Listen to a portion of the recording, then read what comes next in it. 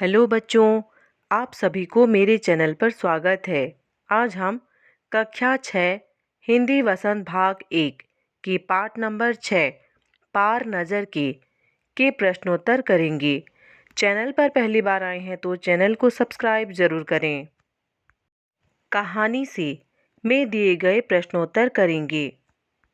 प्रश्न नंबर 1, छोटू का परिवार कहाँ रहता था? उत्तर है, छोटू का परिवार मंगल ग्रह पर जमीन के नीचे बनी एक कॉलोनी में रहता था। प्रश्न नंबर 2, छोटू को सुरंग में जाने की इजाज़त क्यों नहीं थी? पाठ के आधार पर लिखो। उत्तर है, सुरंग में सुरक्षा के कारणों से आम आदमी को जाने की इजाज़त नहीं थी। वहाँ केवल वह व्यक्ति जा सकता था जिसके पास सिक्योरिटी पास हो। छोटू के पास सिक्योरिटी पास नहीं था। इसके अलावा सुरंग में कई तरह के यंत्र लगे हुए थे। वहाँ केवल यंत्रों की देखभाल का काम करने वाले लोग जाते थे। वहाँ का माहौल भी ठीक नहीं था। यही कारण था कि छोटू को सुरंग में जाने की इजाज़त नहीं थी। प्रश्न नंबर 3, कंट्रोल रूम में जाकर छोटू ने क्या देखा और वहाँ उसने क्या हरकत की? उत्तर है, कंट्रोल रूम में जाकर छोटू ने अंतरिक्ष यान क्रमांक 1 देखा। उस यान से एक यांत्रिक हाथ बाहर निकल रहा था। हर पल उसकी लंबाई बढ़ती जा रही थी। छोटू का पूरा ध्यान कंसोल पैनल पर था, जिस पर कई बटन लगे हुए थे। वहां पर लगे लाल बटन को छोटू दबाना चाहता था। अंत में उसने अपनी इच्छा नहीं रोक पाई। उसने कंसोल पैनल का लाल बटन दबा ही दिया। बटन दबाते ही खतरे की घंटी बजने लगी। अपने इस गलती पर उसने अपने पिता से एक थप्पड़ भी खाया, क्योंकि उसके बटन दबाने से अंतरिक्ष यान की क्रमांक 1 का यांत्रिक हाथ बेकार हो गया। प्रश्न नंबर 4, इस कहानी के अनुसार मंगल ग्रह पर कभी आम जनजीवन था, वह सब नष्ट कैसे हो गया? इसे लिखो। उत्तर है, एक समय था जब लोग मंगल ग्रह पर जमीन के ऊपर रहते थे।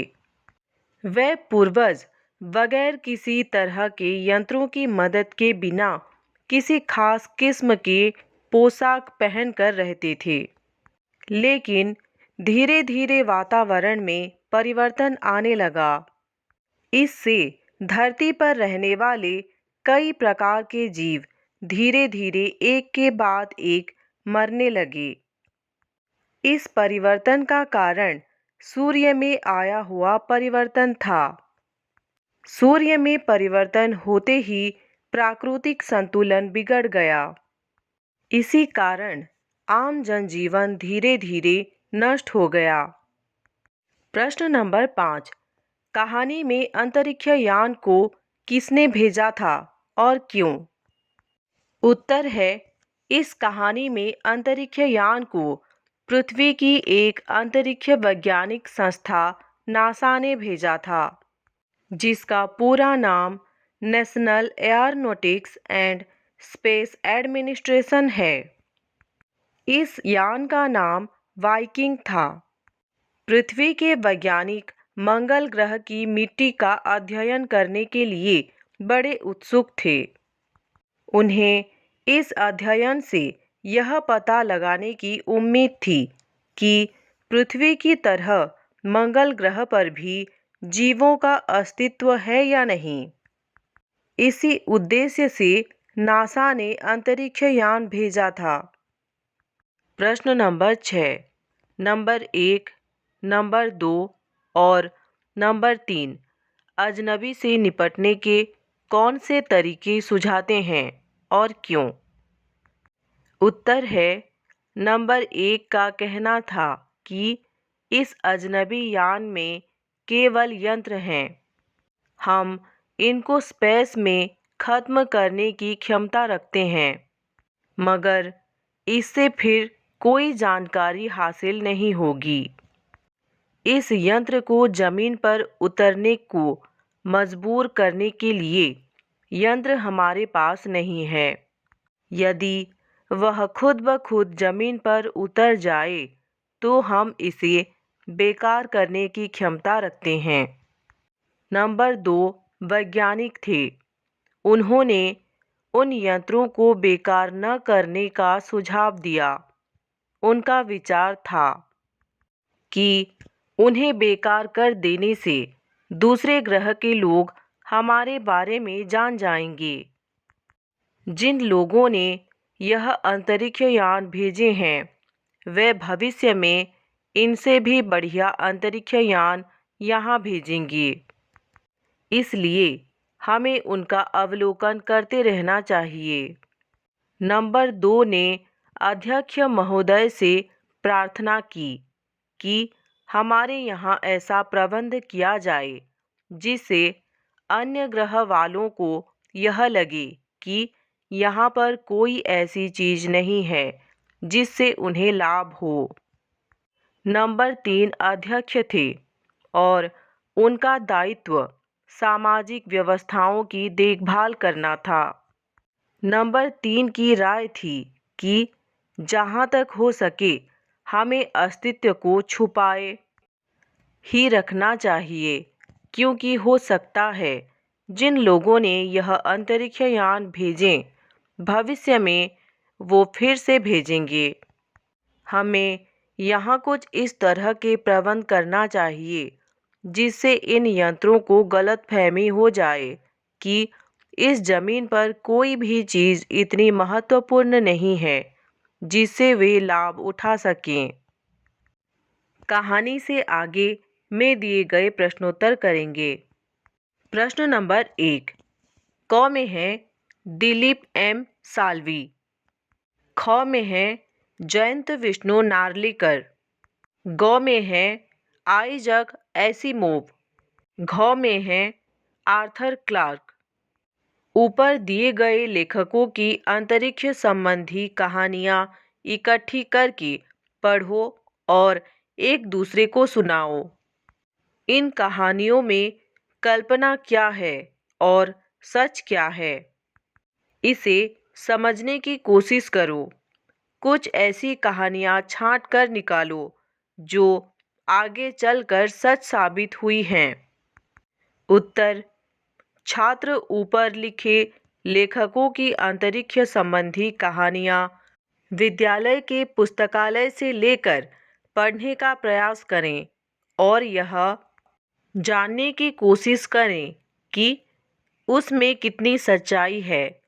इन लेखकों की कहानियाँ आप इंटरनेट से प्राप्त कर सकते हैं। प्रश्न नंबर 2 इस पाठ में अंतरिक्ष यान अजनबी बनकर आता है। अजनबी शब्द पर सोचो।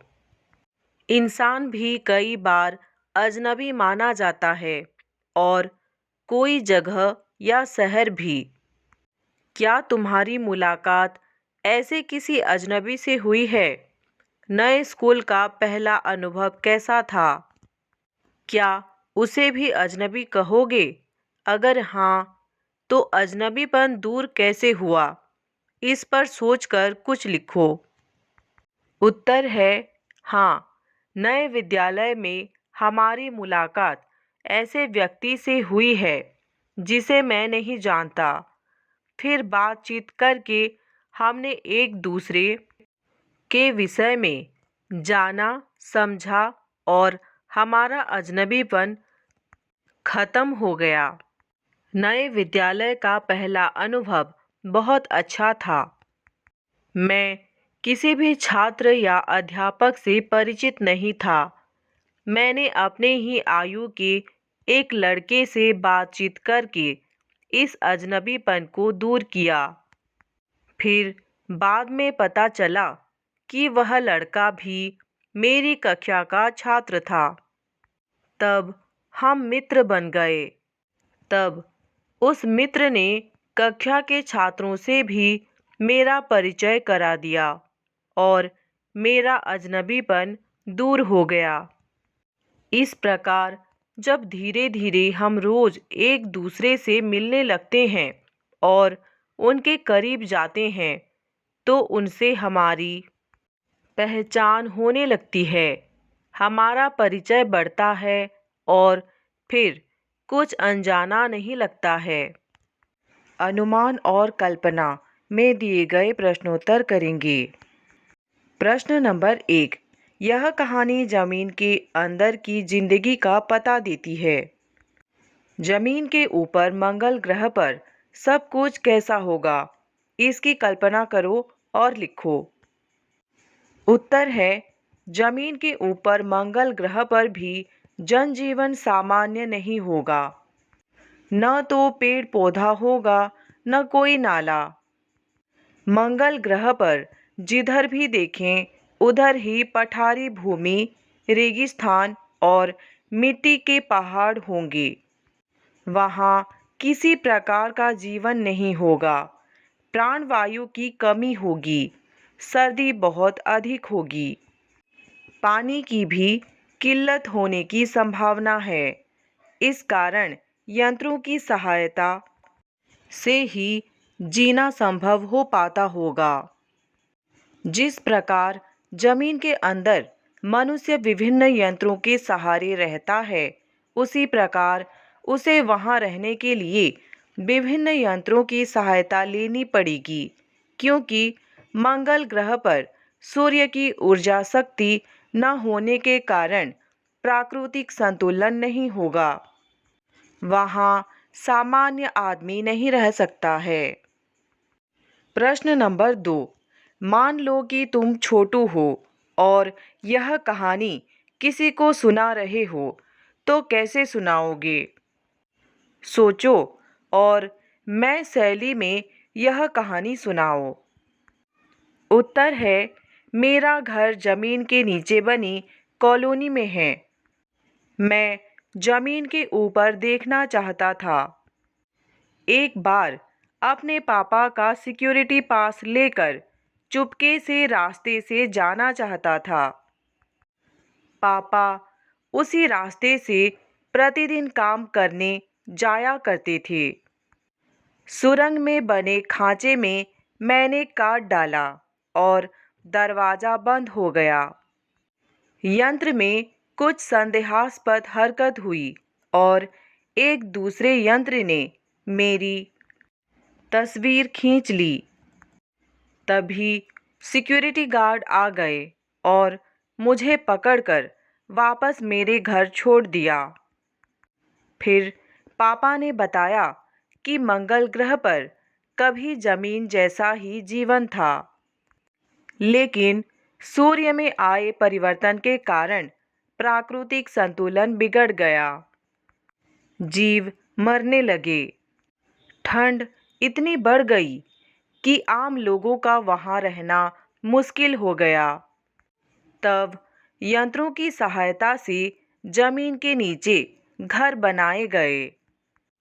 अब तो स्पेस सूट और खास किस्म के जूते पहनकर धरती पर रहा जा सकता है। अब वहाँ का जीवन कठिन हो गया है। मनुष्यों को छोड़कर बाकी सभी जीव नष्ट हो गए। अपनी तकनीक से मनुष्य ने पृथ्वी के नीचे घर बना लिया, जिसका नियंत्रण हम लोग अपने तरीके से करते हैं। अगले दिन पापा ने कंप्यूटर पर एक बिंदु देखा, जो कि एक यान था। कुछ समय बाद यान जमीन पर उतरा और उसमें से एक यांत्रिक हाथ बाहर निकला। यह मेरे लिए खास था। मैं पापा के साथ था।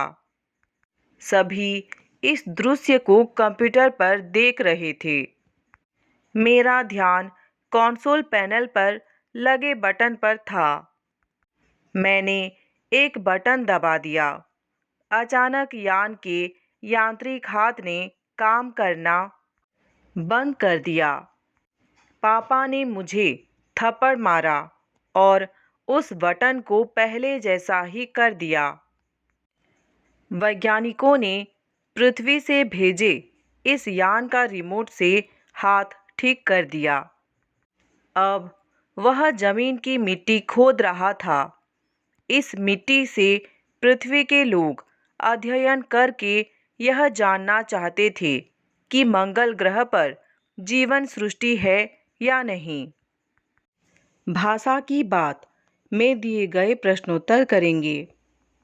प्रश्न नंबर 1, वार्तालाप शब्द वार्ता युक्त आलाप के योग से बना है।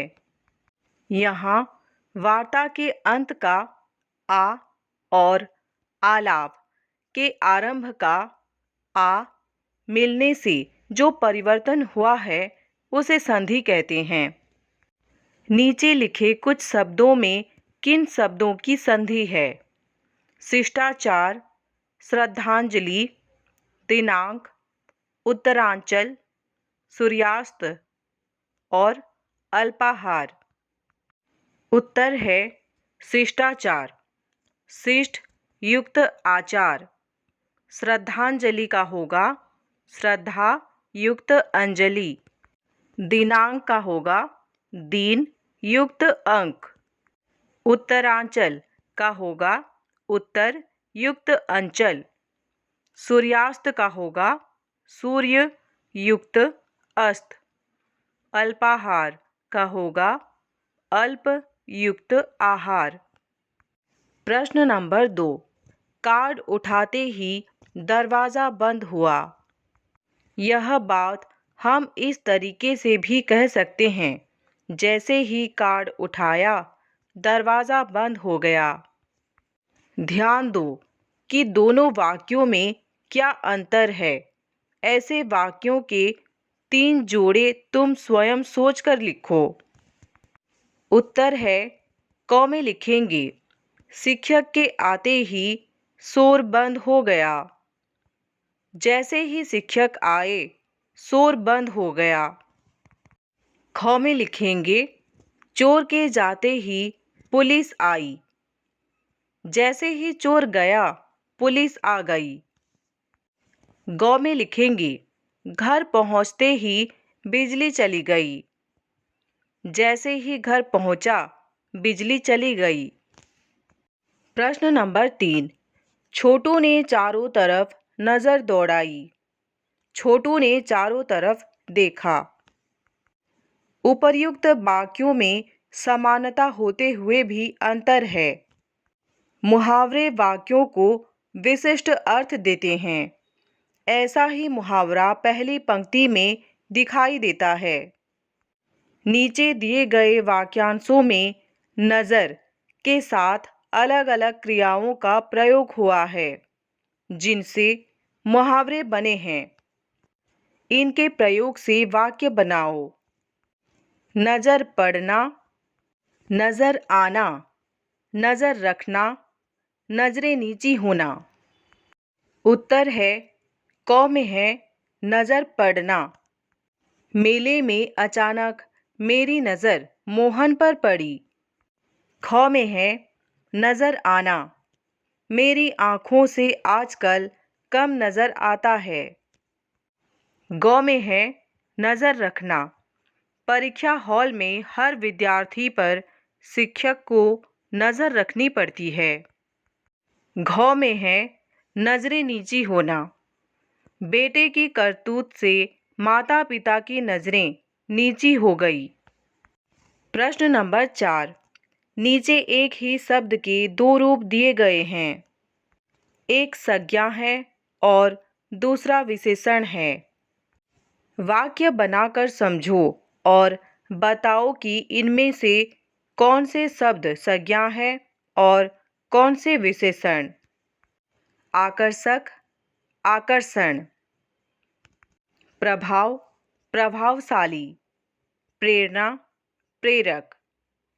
प्रतिभाशाली, प्रतिभा। उत्तर है आकर्षक। यह विशेषण है। यह तस्वीर बहुत आकर्षक है। आकर्षण, यह संज्ञा है। इस तस्वीर में बहुत आकर्षण है। प्रभाव, यह संज्ञा है। उनका अपने क्षेत्र में प्रभाव है। प्रभावशाली, यह विशेषण है। वह इस क्षेत्र के प्रभावशाली व्यक्ति हैं। प्रेरणा, यह संज्ञा है। महान लोगों की कथाएं हमें प्रेरणा देती हैं। प्रेरक, यह विशेषण है। महान लोगों की कथाएं प्रेरक होती हैं। प्रतिभाशाली, यह विशेषण है। नेहा प्रतिभाशाली है। प्रतिभा, यह संज्ञा है। नेहा में प्रतिभा है। कक्षा 6 हिंदी वसंत किताब के सभी पाठ के सभी प्रश्नोत्तर पाने के लिए चैनल को सब्सक्राइब करें। वीडियो अच्छा लगा तो लाइक करें और अपने दोस्तों के साथ शेयर करें। कमेंट करके भी बताइए कि वीडियो कैसा लगा। धन्यवाद।